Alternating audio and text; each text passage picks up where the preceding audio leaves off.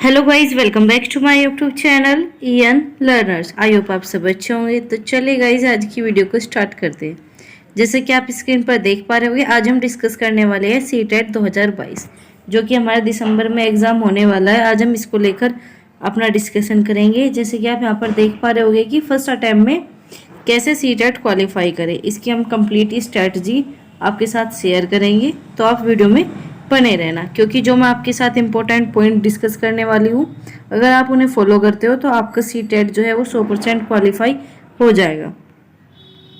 तो आप यहाँ पर देख पा रहे होगे, I have important points for you, if you follow this then you qualify exam in first attempt. अगर आप सभी ये इम्पोर्टेंट पॉइंट्स आप फॉलो करते हो तो आपको जो सीटेट है वो 100% क्वालिफाई हो जाएगा। क्योंकि गाइज मैंने खुद सीटेट और यूपीटेट क्वालिफाई किए हुए हैं, वो भी बहुत ही अच्छे मार्क्स के साथ। अगर आप चाहते हो कि मैं अपनी स्ट्रेटजी आपके साथ शेयर करूं तो आप मुझे कमेंट बॉक्स में बता सकते हो। तो गाइज जैसे कि आप यहाँ पर देख पा रहे होगे, read your CTET syllabus carefully. तो गाइज सबसे पहला मोस्ट इम्पोर्टेंट पॉइंट्स यही है आपका कि आपको सबसे पहले एक काम करना है, अपना सीटेट का जो सिलेबस है उसे एक बार आपको पढ़ना है कि उसमें क्या क्या है। आपको अपना सीटेट का सिलेबस अच्छी तरह से आपको पता होना चाहिए कि आपके सीटेट में क्या आना है और क्या क्या टॉपिक आपके सीटेट में आने वाले हैं। तो सबसे पहले ये मोस्ट इम्पोर्टेंट पॉइंट था जो आपको अभी सबसे पहले ही आपको अपना तैयार करना है। और गाइज आपको सिलेबस जो है आपको सीबीएसई वेबसाइट पर मिल जाएगा, या फिर आप CTET.nic.in पर क्लिक करोगे तब भी आपको सीटेट का सिलेबस मिल जाएगा। तब अगला पॉइंट देखते हैं हम अपना, exam pattern, timing and marking. Guys जो भी एग्ज़ाम की तैयारी कर रहा है उसे सबसे पहले अपना एग्ज़ाम पैटर्न पता होना चाहिए कि उसका एग्ज़ाम पैटर्न क्या है, कितने क्वेश्चन आने हैं आपके एग्ज़ाम में, क्या क्या आपके एग्ज़ाम में क्वेश्चन आएंगे, किस किस सब्जेक्ट से आपके क्वेश्चन आएंगे, ये सब आपको पता होना चाहिए अगर आप सीटेट की तैयारी कर रहे हैं। अगर आपका एग्ज़ाम पैटर्न तक नहीं पता तो आपका सीटेट क्वालिफाइड नहीं होगा। अगर वो भी गया तो बहुत ही गंदे मार्क्स से होगा। तो सबसे पहले आपका जो इम्पोर्टेंट काम है वो यही है कि आपको जो है अपना एग्जाम पैटर्न पता होना चाहिए। दूसरा, आपको टाइमिंग पता होनी चाहिए कि आपको कितने क्वेश्चन मिलने हैं और कितने टाइमिंग में आपको अटेम्प्ट करने हैं। और तीसरा जो है यहाँ पर मार्किंग, आपको पता होना चाहिए आप जिस एग्जाम में बैठ रहे हो उसमें आपकी नेगेटिव मार्किंग है या नहीं। अगर आपको ये पता रहेगा कि आपकी नेगेटिव मार्किंग नहीं है तो आप क्वेश्चन जो है वो अच्छे से अटेम्प्ट कर पाओगे। अगर आपको पता ही नहीं कि आपके एग्जाम में मार्किंग है नेगेटिव, तब आपके तो सारे ही क्वेश्चन गलत हो जाएंगे, क्योंकि आपको तो ये लगेगा कि आपके एग्जाम में नेगेटिव मार्किंग है ही नहीं। तो सबसे पहले आप ये पता करो अपना कि आपका एग्जाम पैटर्न क्या है, टाइमिंग कितनी है और मार्किंग कितनी। अगर आप चाहते हो मैं इन चीज़ों के ऊपर भी आपको वीडियो प्रोवाइड कराऊँ तो आप मुझे कमेंट बॉक्स में बता सकते हो। तो चलिए गाइस अपना अगला पॉइंट देखते हैं। जैसे आप यहाँ पर देख पा रहे होगे, solve previous paper of CTET.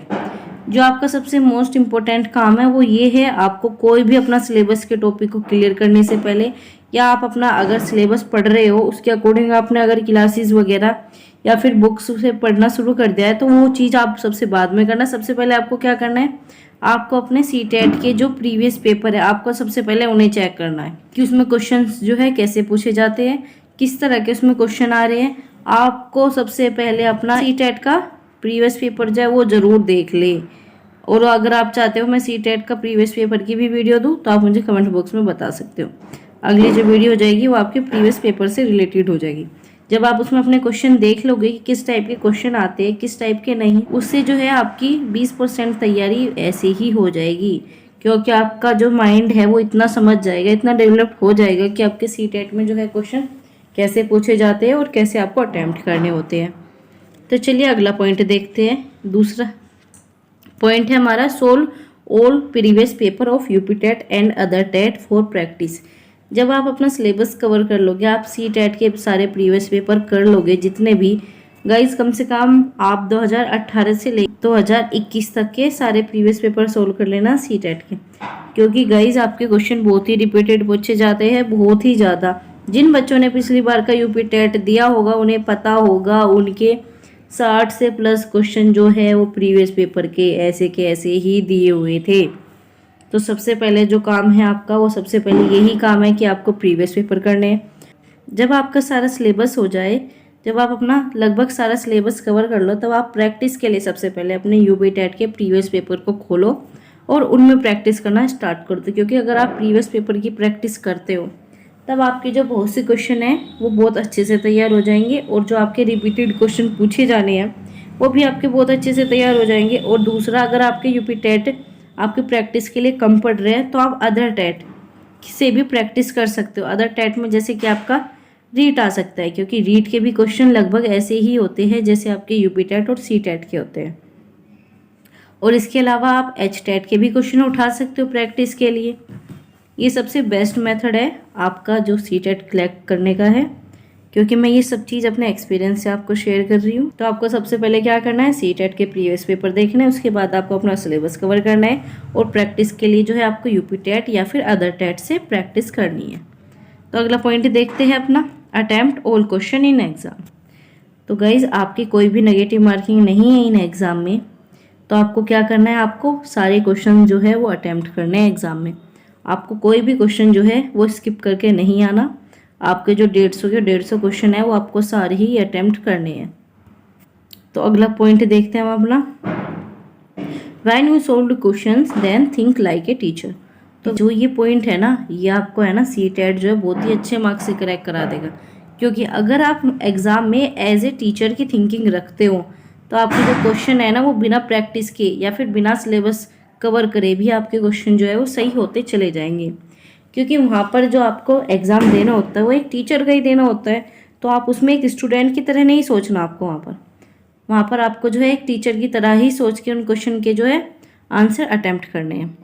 क्योंकि गाइस जितना भी आपकी जो न्यू एजुकेशन पॉलिसी है या फिर आपका NCF हो गया, जो भी आपके ये सब है, ये सब किसकी थिंकिंग के बेस पर है, ये सब एज ए टीचर की। आप अगर उन्हें पढ़ोगे कभी NCF वगैरह या फिर आप न्यू एजुकेशन पॉलिसी, उसमें जो है जो भी थिंकिंग बेस है वो सब टीचर के अकॉर्डिंग बताएगी। टीचर को कैसे कैसे करना चाहिए, टीचर क्या है, कैसे किस तरीके से, वो सब बताया हुआ है। तो अगर आपके पास इतना टाइम नहीं है, आप क्या पढ़ोगे क्या नहीं, तो आप सबसे पहले जो है एग्ज़ाम में वो टीचर की थिंकिंग के बेस पर आप क्वेश्चन अटैम्प्ट करोगे। इस तरीके से नहीं करना कि उसमें 4 ऑप्शन में आपको 2 सही लग रहे हैं, ये क्वेश्चन ज़्यादा बेटर है। आपको जो अटैम्प्ट करना है क्वेश्चन वो टीचर के बेस पर ही करना है, क्योंकि एज ए टीचर जो क्वेश्चन जो एक्टिविटी सबसे बेस्ट रहेगी आपको वो एग्ज़ाम में लगा के आनी है। तो अगला पॉइंट देखते हैं अपना, student is main and give extra importance. जो भी आपको आंसर मिलेगा जिसमें भी स्टूडेंट ज़्यादा एक्टिव होगा या फिर ज़्यादा स्टूडेंट को इम्पोर्टेंस मिलेगी, वो ही क्वेश्चन आपका सही होगा। क्योंकि जो टीचर है वो सबसे ज़्यादा किसके बारे में सोचेगा, स्टूडेंट के भले के बारे में। और जहाँ पर स्टूडेंट को बेनिफिट मिल रहा है, स्टूडेंट की एक्टिविटी ज़्यादा हो रही है, तो वही क्वेश्चन जो है आपका सी टेट सही मानता है। क्योंकि ऑप्शन कई सारे ठीक होते हैं, लेकिन जो सी टेट है वो सिर्फ वही क्वेश्चन ज़्यादा बेटर मानता है जिसमें ज़्यादा एक्टिविटीज़ वगैरह होती है स्टूडेंट के लिए, जो ज़्यादा इम्पोर्टेंट होता है। तो ये इम्पोर्टेंट जो पॉइंट है गाइज, ये आप बिल्कुल ध्यान में रख के एग्ज़ाम देना। अगला पॉइंट देखते हैं, read your books of BEd BTC। तो गाइज आप CDP के लिए, क्योंकि आपने BEd और BTC की बुक पढ़ी होगी, अगर आप वो दोबारा रिवाइज़ करते हो तो आपकी बहुत जल्दी से रिवाइज़ हो जाएगी। तो इसलिए जो है आपको BEd और BTC की बुक जो है एक बार आपको रिवाइज़ करनी, या फिर आपने BEd या BTC में आपने नोट्स बनाए होंगे तो भी आपको अपने नोट्स जो है एक बार पढ़ने हैं, ताकि जो आपकी CDP या फिर अदर सब्जेक्ट जो है उसमें आपको हेल्प मिल जाए। जो अगला पॉइंट है वो है हमारा practice on online mode. Guys जो भी आप ये इंपॉर्टेंट पॉइंट्स देख रहे हो, अगर आप इन्हें फॉलो करते हो तो आपके 120 प्लस मार्क्स इसमें बन जाएंगे, अगर आप इन सब चीज़ों को अच्छे से फॉलो करते हो। अगला पॉइंट देख रहे हो, प्रैक्टिस ऑन ऑनलाइन मोड। तो गाइस जो भी आपका एग्ज़ाम होगा सी टेट का, वो पिछली बार से 2021 से ऑनलाइन मोड पर होना शुरू हो गया है। इस वजह से जो आपको प्रैक्टिस करनी है वो आपको ऑफलाइन या फिर बुक से नहीं करनी। इसी वजह से मैंने आपको क्या बताया, सी टेट की या फिर यूपी टेट के प्रीवियस पेपर करने, वो भी ऑनलाइन।